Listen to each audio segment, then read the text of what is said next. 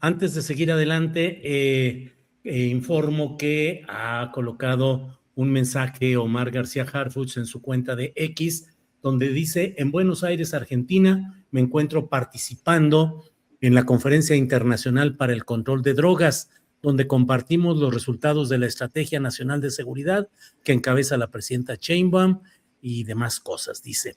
Luego también señala: las organizaciones criminales operan a través de las fronteras. Por ello, nuestra respuesta no puede ser aislada ni fragmentada. México seguirá cooperando con sus socios internacionales bajo principios claros. Agradezco a la DEA y a su administrador Terrence Cole por la colaboración, el intercambio oportuno de información y la invitación a este foro. Temoris Greco, ¿qué opinas de esta cercanía, de esta presencia del secretario mexicano de Seguridad Pública en este foro organizado por la DEA? Faltó una postdata, Julio. Sí, sí. Yo sí tengo visa. Yo sí tengo. Cuando menos hacia Argentina, cuando menos hacia Argentina. Pero parecieran respuestas políticas, Temoris. Sí, yo no quisiera apresurarme a declarar, o sea, independientemente de los cuestionamientos que hemos hecho sobre Harfuch en el pasado, sobre su paso como comisionado de la Policía Federal y en la Gendarmería, yo no quisiera apresurarme a declararlo siervo de los intereses estadounidenses como se suele hacer, porque parte de la responsabilidad de Harfuch es tratar de contener este enorme pinza o pieza de la pinza para presionar a México, que es el tema de la seguridad. Los tiene que estar muy cerca de los estadounidenses para decir: miren, estamos trabajando, para darles confianza. Entonces, no me apresuro a decir está cerca de los estadounidenses porque es su siervo, más bien es su obligación. Y mientras no veamos algo más que demuestre que le importan más los intereses extranjeros que los de México, pues entonces a mí me parece que es injusto apresurarnos a descalificarlo. También es cierto que México sí se ha dado, no es el lujo, o sea, ha cumplido con su responsabilidad de escoger en qué ámbitos se acerca a Estados Unidos. Porque, por ejemplo, han estado insistiendo en someter al país, porque es un sometimiento, o sería un sometimiento, a este proyecto de mando único de las fuerzas de seguridad del continente que se llama Escudo de las Américas, que han invitado a México a estar ahí y también a otro tipo de eventos más de carácter político, como los que ha generado Marco Rubio, y México no ha querido participar. Entonces, pues bueno, a donde tenemos que ir, vamos, porque es de beneficio para la estrategia de seguridad y también es de beneficio para la estrategia política de contención de las presiones de Estados Unidos. Por otro lado, pues está justamente ahí donde agarraron a Farías, ¿no? Entonces también es interesante esa parte. Así es, gracias, Temoris. Diana, ¿qué opinas de estos temas de los acercamientos México-Estados Unidos? En este caso, el secretario García Harfuch en esta reunión convocada, organizada por la DEA, ni más ni menos que en Argentina, por una parte, y otra nota que creo que anda por ahí volando sin mucho análisis, que es el de que México y Estados Unidos anunciaron que México tendrá acceso a la compra de drones y sistemas antidrones del ejército de Estados Unidos para actuar contra cárteles en México, lo cual pues a mí me parece que además de todo es una especie de riesgo, no solo de tutela tecnológica, sino pues también de que ese tipo de aparatos sin tripulador en el aparato en sí, pero sí tripulados de otra manera desde su base, pues puedan tener otro tipo de indicios, o a lo mejor ando muy conspiranoico, Diana. ¿Tú qué opinas? Mira, sobre este último tema, por quien me enteré fue por tu comentario que te escuché hace poco precisamente sobre el caso, ¿no? Este tema precisamente de los drones, y veía que alguien te decía, bueno, justo porque no habría de comprársele más bien a Irán este tipo de tecnología, Sí, ¿no? sí. Y claro, uno podría pensar, por supuesto, es decir, no, los Estados Unidos no son la única potencia que desarrolla ese tipo de tecnología en el presente, pero evidentemente también si se lo compráramos a Irán, entonces los Estados Unidos dirían, he ahí una amenaza potencial de que están estableciendo una relación comercial sobre ese tipo, ¿no?, de tecnologías que tienen una amplia aplicación también para fines bélicos, ¿no? Entonces, no es un tema menor las posibilidades de a quién se le habría de comprar esto, pero sin duda lo que tú has indicado puede abrirnos una sospecha totalmente legítima, porque si estamos viendo que efectivamente los Estados Unidos, ¿no?, tienen acciones de intervención no solo en inteligencia política, como de hecho es el tema de las visas, efectivamente, no solo en nuestro país, sino en el mundo, que tienen un tema de intento evidente de control de las grandes vías comerciales y que eso es lo que también está en juego con el conflicto en Irán y el estrecho de Hormuz y la producción de petróleo de Venezuela. Es decir, cuando estamos viendo tantos flancos, bueno, pues sí, es legítima la sospecha sobre el hecho de que nosotros compremos un tipo de tecnología que no producimos, evidentemente, y entonces que como en tantos otros rubros somos dependientes, y que esta pudiera, pues no ser un objeto de compra y venta, no tratarse de una fayuca cualquiera, sino de algo que fuera una especie de caballo de Troya de otro orden, ¿no? Entonces creo que es una pregunta legítima y que habría que hacerla. ¿Hasta dónde nos puede llevar a pensar si tiene esas posibilidades? Bueno, la verdad es que no lo sé. Por otro lado, el tema de Harfush y la relación que pues el Estado mexicano tiene que establecer, pero de esa manera el Estado mexicano tiene que establecer relaciones con ese tipo de dependencias de los Estados Unidos, pero frontales, abiertas en los temas en los que pueden serlo, y que además permitan observar si efectivamente hay una estrategia integral de ataque al crimen organizado, que es lo que en últimas ponemos en cuestionamiento, ¿no? Cuando bien hemos comentado muchas veces acá y en tantos otros espacios, se discute sobre el hecho de que Estados Unidos realmente tenga como objetivo último atacar el crimen o concretamente a los cárteles que operan en nuestro país y que tienen tal impacto regional. Entonces, pues eso sería lo que habría que ver, si eso es verdaderamente lo que se está gestando o si se trata de esos encuentros en los que se miden cosas, en los que se hacen presentaciones muy formales de los pasos a seguir, pero después eso no se concreta ni se materializa objetivamente. Entonces, creo que ahí es donde también se abre una sospecha legítima sobre hasta dónde podríamos avanzar en eso.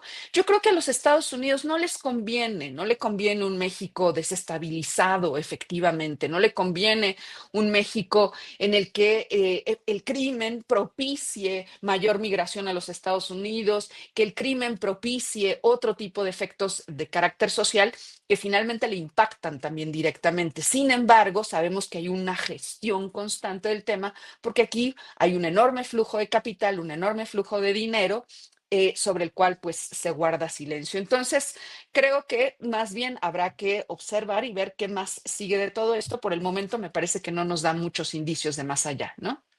O de algo más. Bien, gracias, Diana.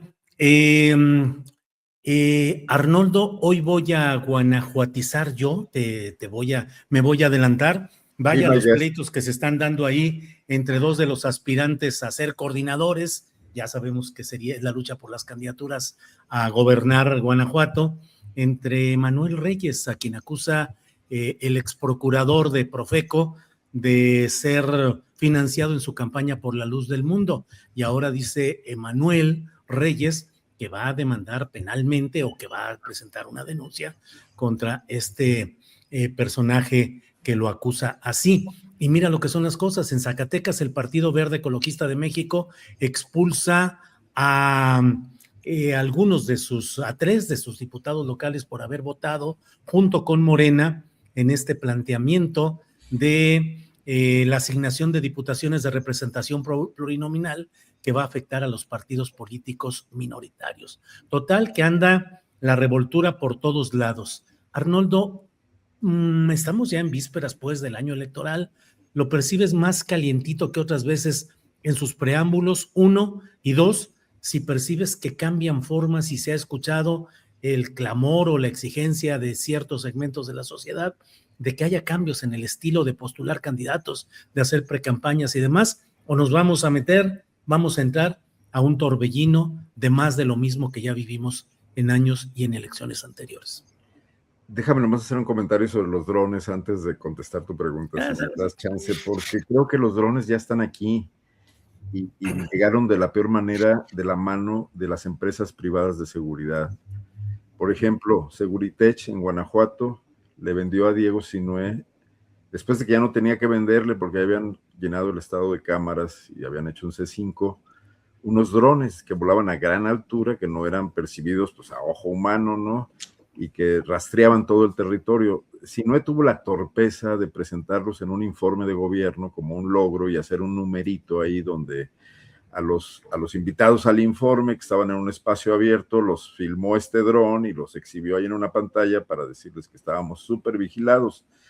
Cuando nosotros investigando sobre los contratos a Seguritech preguntamos a la Secretaría de Seguridad Pública, bueno, pues el monto de los contratos, cuánto correspondía a los drones, cuántas horas de vuelo se contrataban al mes, cómo era el costo de esto, nos dijeron que no, que ellos no tenían drones, que eran de la Fiscalía del Estado, que era autónoma. La Fiscalía del Estado respondió que ellos no tenían contratos de drones, punto. Entonces, lo que fue exhibido en un informe fue desmentido por ellos mismos, por no dar información, por opacidad.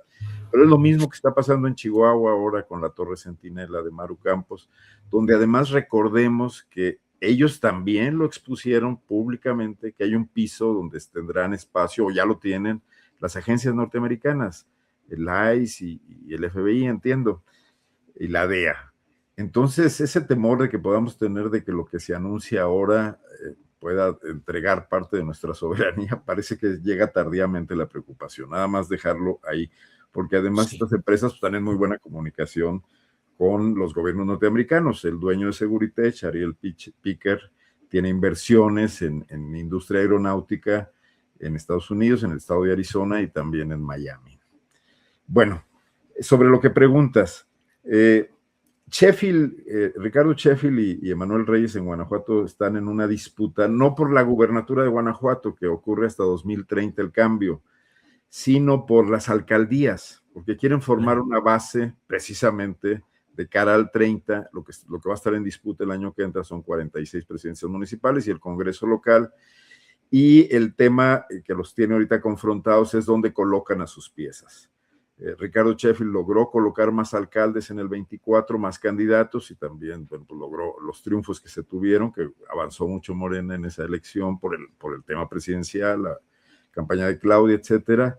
Y estos alcaldes responden a los intereses del grupo político que dentro de Morena conforma Sheffield. Emanuel Reyes en un pacto, porque los vincula Marcelo Ebrard, en un pacto con Malú Micher, con David Martínez Mendizábal, un académico que es cónyuge de la senadora Micher, de alguna manera tienen el control del Congreso, y ahí es donde se dan estas confrontaciones que los tienen ahora exhibiéndose públicamente y diciéndose descalificaciones mutuas, ¿no? Pero bueno, yo no veo a los partidos con ninguna intención de reordenar la vida pública, porque primero no pueden ni reordenarse a sí mismos. ¿Qué va a hacer el PAN con solamente 4 gobernadores? Aunque, por ejemplo, vimos una cuestión interesante el domingo en Querétaro, donde se reunieron todos los panistas queretanos de Prosapia, Ricardo Anaya, Francisco Domínguez, el exgobernador Francisco, ya no me acuerdo, no me acuerdo de su apellido, anterior a Francisco Domínguez, del que fue secretario particular Anaya y que habían terminado muy confrontados, se dieron un abrazo ahí, porque ven con preocupación que está cerca Morena y que hay varios precandidatos. A diferencia de Guanajuato, en Querétaro se ven varios perfiles pues que sí tienen una presencia pública, ¿no? Empezando por Santiago Nieto, por Celia Maya, por el senador actual, que fue un rector universitario.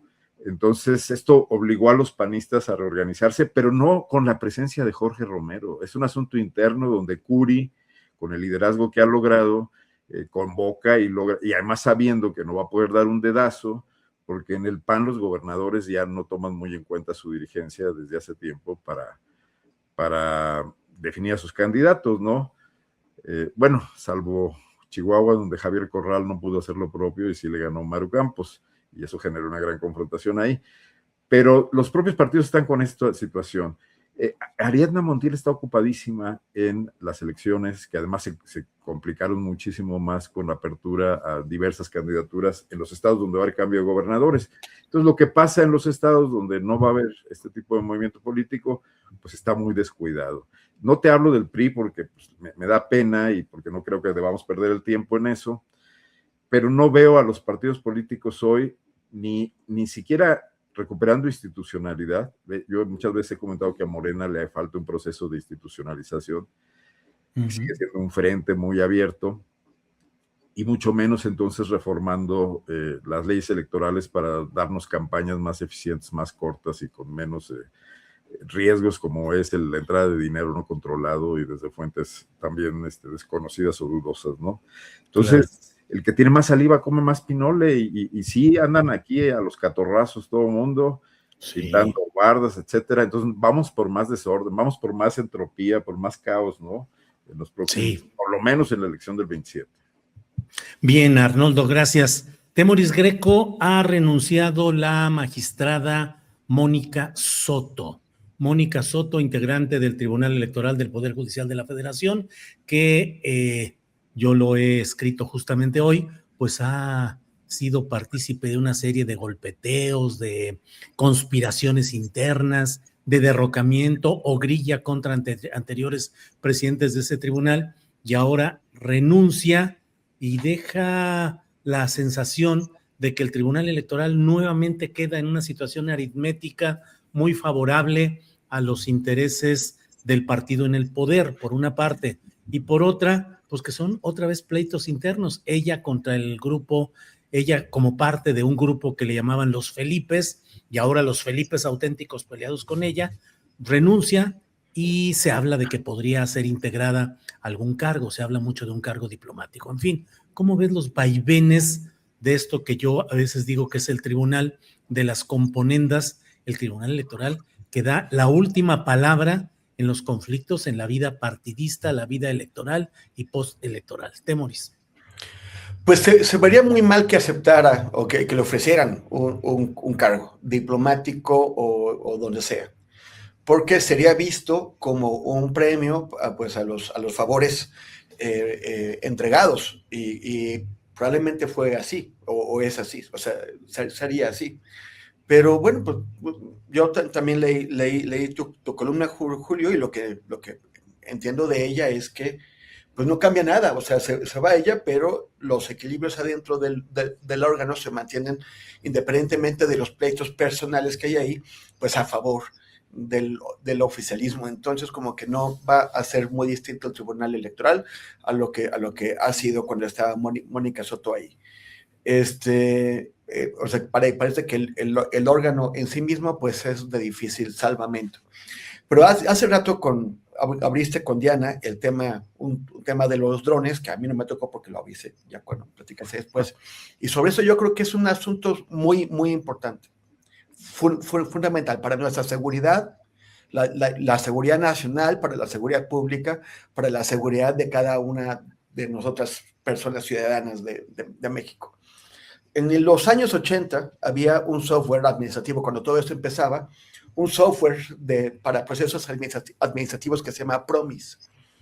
El Mossad, que la agencia israelí de inteligencia, agarró PROMIS y le puso una puerta trasera, o sea, una forma en que el usuario no se da cuenta de que alguien más está extrayendo información y controlándolo. Y luego puso al dueño de los periódicos Daily Mail de británicos, a Robert Maxwell, un agente del Mossad, que también tenía una red de contactos inmensa y una red de distribución comercial, a venderlo por todo el mundo. Y se lo vendieron a todo el mundo, se lo vendieron hasta a los soviéticos. Se lo vendieron a los sandinistas cuando la CIA estaba organizando la contrarrevolución en los años 80. Maxwell les vende a los sandinistas este software que servía para que la CIA espiara a los sandinistas. O sea, pagaron por entregarle toda esa información a la CIA. Y desde entonces no ha cambiado la cosa. Todo lo que hacen los israelíes y los estadounidenses, todo tiene puertas traseras. Todos los servicios que nos dan ellos, las telefónicas entregan la información a la CIA, lo tienen que hacer y no tienen ningún motivo para no darle la información a la CIA y a otras agencias de seguridad estadounidenses, porque finalmente los usuarios ni cuenta nos damos, ellos lo están haciendo. Yo creo que ya es hora de generar un debate en el país para dejar de lado la inocencia y la ingenuidad con la que han procedido nuestros dirigentes políticos de todos los partidos, del PRI, del PAN y de Morena y del Verde y otros. Tomás Herón de Lucio se creía muy inteligente al estar como comprando y empleando el software Pegasus sin sospechar que lo usaban para espiarlo él mismo. Todos, o sea, así como Seguritech, hay otras empresas mexicanas e israelíes que proveen servicios de seguridad pública en nuestro país. Y eso es, nosotros les pagamos para que nos roben toda la información y para que sepan qué es lo que pasa exactamente en este país. ¿Cómo vamos a denunciar? ¿Cómo vamos a oponernos a los crímenes que comete el Estado de Israel o los que comete Estados Unidos cuando ellos tienen toda la información privada de los dirigentes políticos, de los dirigentes empresariales de todo el mundo aquí?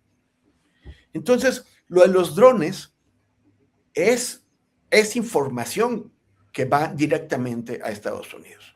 Maru Campos está intentando formalizar de una forma bastante torpe con su torre centinela aquello que Estados Unidos ya hace.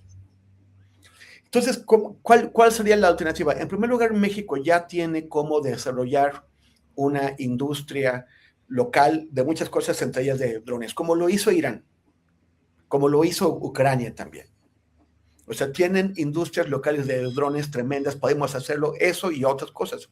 Y lo que no, pues o sea, lo que es más complicado, lo que realmente no disponemos de la tecnología, tenemos que hacer una elección, porque todo eso se va a usar para espiar sí o sí.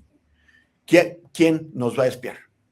Estados Unidos, que sistemáticamente nos presiona y trata de estrangularnos. Israel, que está intentando desembarcar en América Latina con todo lo que trae, como estamos viendo ahora, que están aprovechando el terremoto para hacer ridículo en Colombia y en Venezuela, o buscamos otros proveedores internacionales que no tienen tanto interés en extraer información sensible como el que tiene Estados Unidos o el que tiene Israel.